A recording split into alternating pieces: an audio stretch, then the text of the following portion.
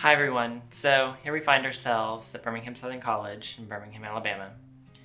And as many of you know, and for those who don't, I've been studying my music, piano here at the conservatory for my high school career. And as much as I was so looking forward to sharing with all of you what I've been working on here the last 4 years, in a live recital, presenting this music in a concert just, wasn't possible in this upside down world we're living in right now. So, like everyone else, we made adjustments, and I'm about to embark on a recital I'm never going to forget. As separated, as we all are physically, I know one thing that America can come together on right now, and that is that music brings us together, and it provides an escape from what we're going through. So I hope you'll sit back for the next few minutes and enjoy this beautiful music.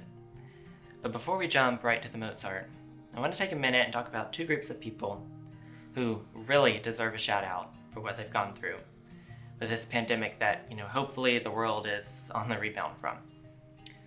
First, the graduates whose plans and their parties and the trips and everything they had originally planned has, mostly been thrown out. And I get it, it's hard. So just to everyone who has graduated this year, high school and college, the biggest congratulations on completing a major milestone in your life. Then, of course, the frontline workers, all the healthcare workers, delivery truck drivers, cashiers, grocery stalkers, first responders, and men and women of the Postal Service, everyone who has kept moving while we've all been stuck at home. Thank you. This program is dedicated to you in honor of the heroic work that you've done for us.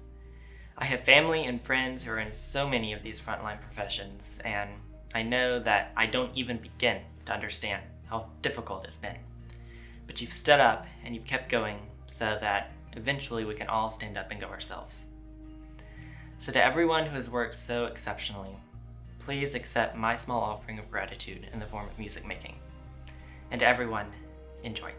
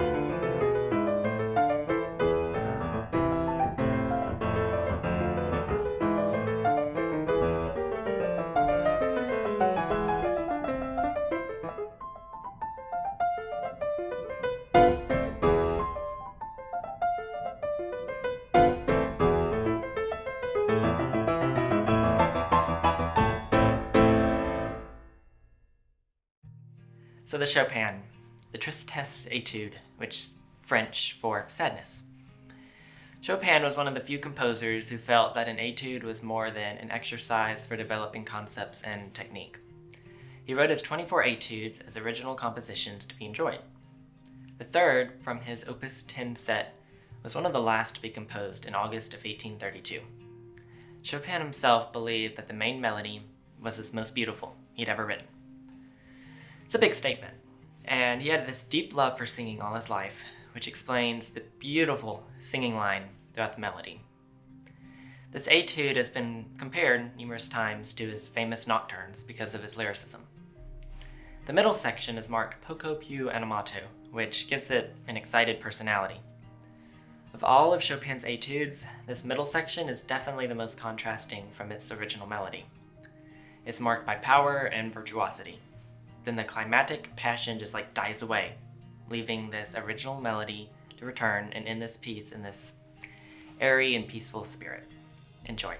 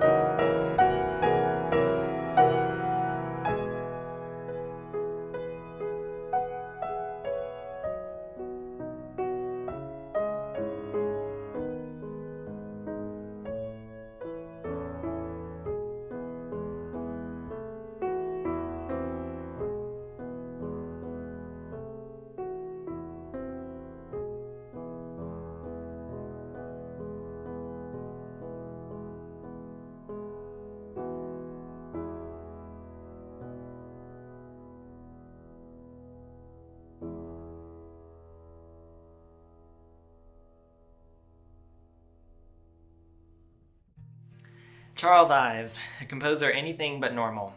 I'm going to be playing the Alcotts movement from his Concord Sonata. And yes, it's based on Concord, Massachusetts. The entire sonata is based on transcendental figures from the turn of the century. Emerson, Thoreau, the like. The Alcott movement was inspired by Louisa May Alcott and on her book, Little Women. Though the third movement is the shortest, in my opinion, it is definitely the most serene and elegant of all the movements. It's based on this human faith theme, but there are definitely moments of outbursts, conflicts, and even places where Beethoven's Fifth makes an appearance. There's also dialogue between Louisa and her father, and where you would think that the rough, loud, explosive sections would represent her father, I don't think that's necessarily true. Louisa struggled with an extreme temper during her time to pull her family out of poverty, which was while she was writing Little Women. And her father was actually known for being soft-spoken, so, in fact, Ives indicated that the soft opening of the piece was Bronson Alcott talking to the Concord sheriff who once had a jail Thoreau. So, the one standout portion, though, in this piece is midway through. A Scottish folk song appears, and it represents Beth from Little Women playing these tunes for her family. The uniqueness of this piece is how it combines so many cultures and blends them into this New England sound. The sections clearly transition, and I think that's the appeal in listening and discovering each new section. So if you've read Little Women or seen the movie that came out in December, you'll easily connect the Alcotts to the simplistic spirit of Massachusetts at the turn of the century.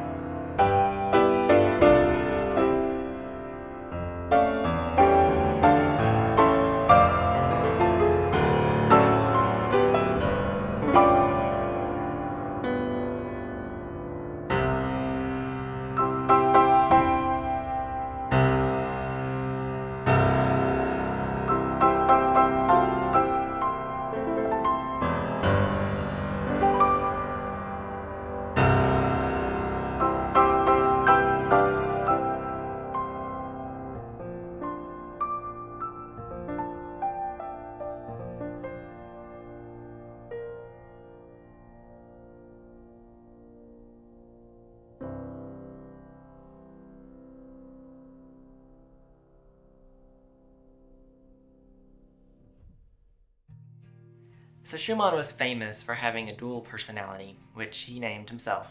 They were Florestan and Eusebius.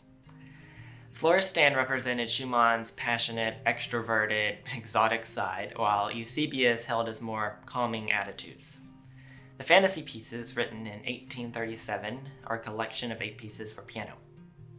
All 8 pieces play back and forth between these different characters that he created. The set starts and ends with a Eusebius piece, but I'm going to be playing this second one, Aufschwung, which translates from German to soaring.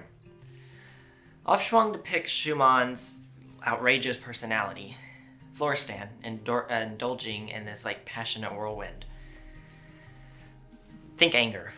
Schumann's at the height of his emotions here. All the extremes. Enjoy the storm.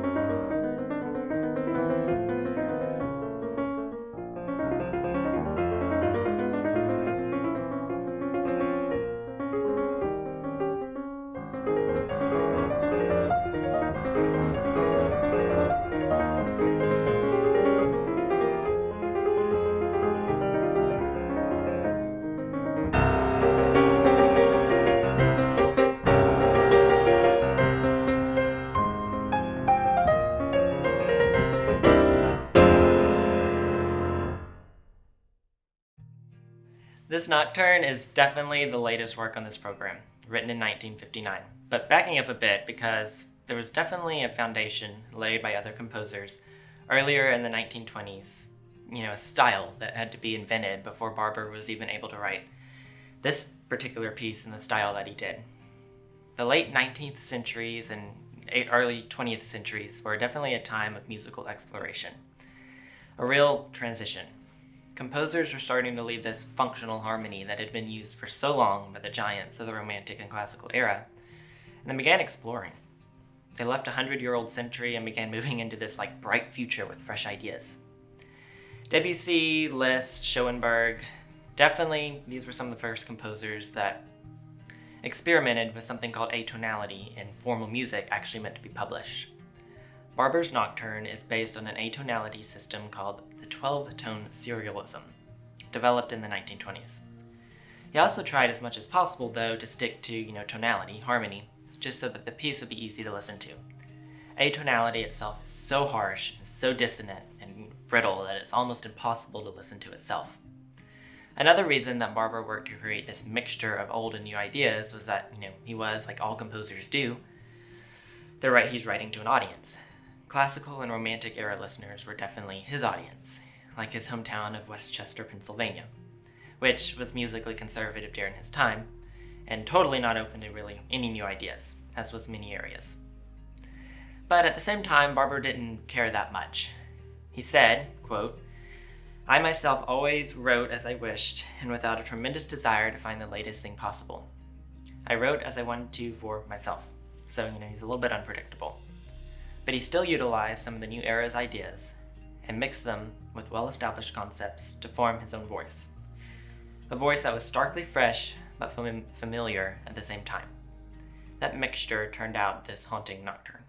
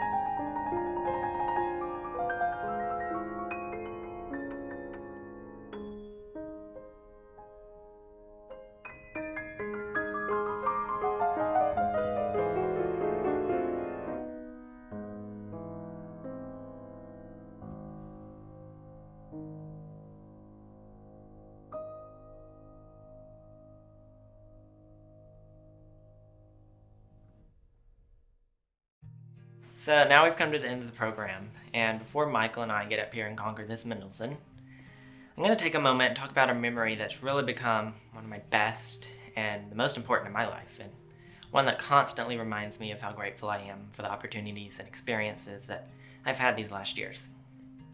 So in 2015, I attended a concert in my hometown of Decatur, Alabama, put on by our local orchestra. On the program was the Mendelssohn Concerto in G minor, played by a guest pianist from out of town. Well, that pianist totally blew me away, with a musicianship and virtuosity that I had never seen before. It was like professionalism that I had no idea even existed. I came away completely changed as a pianist. It rejuvenated my desire to become my own best pianist, which at the time I had no clue what that entailed at all. So looking back over a time that you've lived, always discovers a few experiences or a few nights that really molded a section of your life where the immediate future, right afterwards is never the same. And then as you grow as a person, you become more mature, you come to understand that the future in its entirety is never the same. For me, that concert, that pianist, was one of those nights. And who does that pianist turn out to be but Marjorie McDuffie-Wally? I'm flashing forward to right here. That pianist has been my teacher for the last 4 years. And I'm about to get up here, play the same piece that she played at that concert that night. I could have never imagined sitting there on the front row as a 14-year-old that just a few short years later, I would be playing this piece to conclude my senior recital. So Dr. Wally, thank you for everything that you've done for me. I would not be anywhere close to today if it hadn't been for you. The last 4 years to right now to the next experiences I'm about to jump into with college are all a result of the hours that you put in investing in me. Thank you so much. Now enjoy the Mendelssohn.